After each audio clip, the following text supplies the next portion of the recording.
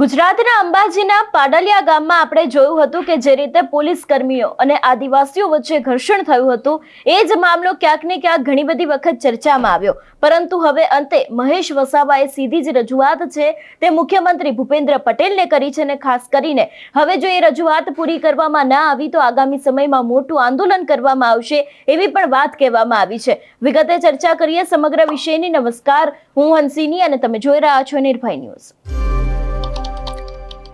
અંબાજીના પાડલિયાની એ ઘટનાને લઈને આપણે છેલ્લા ઘણા સમયથી જોતા આવ્યા છે કે આમ આદમી પાર્ટીના નેતાઓ મેદાને આવ્યા, ખાસ કરીને ક્યાંક ને ક્યાંક કોંગ્રેસ દ્વારા પણ પાડલિયા જઈને જે રીતે લોકોની સાથે વાતચીત કરવામાં આવી હતી ને ઘણી બધી વાતો સરકારને કહેવામાં આવી હતી, એવામાં હવે ક્યાંક ને ક્યાંક આ વિષયને લઈને મહેશ વસાવાએ સીધી જ રજૂઆત છે તે મુખ્યમંત્રી ભૂપેન્દ્ર પટેલને કરી છે। જો વાત કરવામાં આવે આ વિષયને લઈને તો ખાસ કરીને એવું પણ ક્યાંક કહેવામાં આવ્યું છે કે જંગલ ખાતા દ્વારા અવારનવાર લોકોને હેરાન કરવામાં આવતા હોય છે। જો હવે ગામથી અંબાજી સુધીના જેટલા પણ આદિવાસીઓ છે એ તમને ક્યારેય માફ નહીં કરે। આવનારા સમયમાં અમે બધા એક થઈશું અને ખાસ કરીને જે રીતે અત્યારે હાલ આ જંગલની જમીન છે એ પૂરેપૂરી નામે કરી દેવામાં આવે એવી પણ વાત કરવામાં આવી છે, નહીતર મોટું આંદોલન કરવામાં આવશે એવી સીધી જ વાત છે તે મહેશ વસાવા દ્વારા કરવામાં આવી છે। વધુમાં આ વિષયને લઈને તેમના દ્વારા શું કહેવામાં આવ્યું છે સૌથી પહેલા તો તે સાંભળીએ। જય જોહાર, જય આદિવાસી। ખાસ આજે ગુજરાતના માનનીય મુખ્યમંત્રી ભૂપેન્દ્રભાઈ પટેલને મારે જણાવવું છે કે ઉમરગામથી અંબાજી સુધી 1 કરોડથી પણ આદિવાસી વધારે અહીં રહે છે। જળ અને જમીન જંગલો સાથે પ્રકૃતિ સંસ્કૃતિ અને વચ્ચે રહે છે અને જેવી રીતે આ આદિવાસી સમાજના લોકો અત્યારે અંબાજીનો એક પ્રશ્ન બન્યો છે પાદલિયાની અંદર, જે સાકરીબેનને ત્યાં પોતાના જમીન પરથી બેદખલ કરી એનું ઘર ઉજાડવામાં આવ્યું, એના જમીનની અંદર ખાડા ખોદવામાં આવ્યા અને કૂવો જે ખોદેલો હતો, જે એમના પતિ એ કૂવો ખોદતા અંદર પડીને મરી ગયા, શહીદ થઈ ગયા, એ જ વિધવાબાઈને આ જંગલ ખાતા અને પોલીસ દ્વારા જે એને હેરાન પરેશાન કરવામાં આવ્યા છે અને એનું ખેતર ઉજાડી દેવામાં આવ્યું, એનું ઘર તોડી નાખવામાં આવ્યું।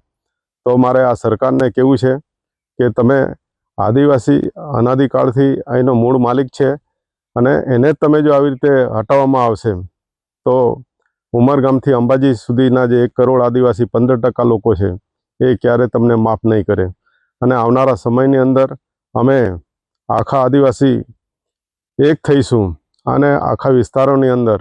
એટલે મારે મુખ્યમંત્રીને ખાસ કહેવાનું છે કે એમને એમની જંગલની જમીન જે છે તે પૂરેપૂરી નામે કરી આપે એમના, અને ગુજરાતની અંદર જે કંઈ આવા દાવાઓ છે એ દાવાઓ પણ જેના બાકી છે ફોરેસ્ટની અંદર એ દાવા જમીનના મંજૂર કરી દે, નહીં તો મોટામાં મોટું આંદોલન થશે।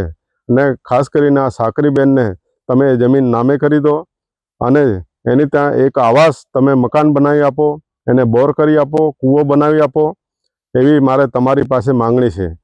નહીં તો આવનારા સમયની અંદર અમારો સમાજ ભેગો થઈને એમના માટે ને ખાસ કરીને જે BTS ATS એટલે ભારત ટ્રાઇબલ સંવિધાન આદિવાસી ટાઈગર સેના આના મદદે આવવાની છે।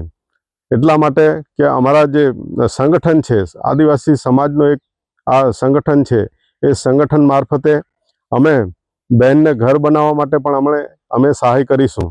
એટલે અમે જાહેરાત કરીએ છીએ કે જે આદિવાસી અમારા લોકો છે એ બધા એમને મદદ કરે અને BTS ATS તરફથી અમે એમને સહાય માટે 2 લાખ રૂપિયાની અમે સહાય કરીશું ને એમને મકાન અમે જે તે જગ્યા પર અમે બનાવી આપીશું। જે રીતે અત્યારે હાલ મહેશ વસાવા દ્વારા કહેવામાં આવ્યું છે કે અંબાજીથી લઈને ઉમરગામ સુધી જેટલા પણ આદિવાસીઓ છે દરેક લોકો એક થશે અને ખાસ કરીને એ લોકો દ્વારા ક્યાંક ને ક્યાંક આંદોલન કરવામાં આવશે એવી પણ વાત કરવામાં આવી છે। જો તે લોકોની આ જે માંગણી છે તે પૂરી કરવામાં ન આવી તો ખાસ કરીને ક્યાંક ને ક્યાંક જે રીતે કહેવામાં આવ્યું છે કે તેમના નામે જમીન પૂરેપૂરી કરી દેવામાં આવે, તેમને કૂવો બનાવી દેવામાં આવે, તેમના જે આવાસ છે એ પણ આપવામાં આવે એવી પણ સીધી રજૂઆત છે તે મહેશ વસાવા દ્વારા કરવામાં આવી છે। જો કે છેલ્લા ઘણા સમયથી અંબાજીના પાડલિયાનો આ જે મુદ્દો છે તે ચર્ચામાં આવ્યો છે અને ઘણા બધા નેતાઓ છે એ લોકો સીધા જ પ્રહાર સરકાર અને પોલીસ ઉપર કરી રહ્યા છે.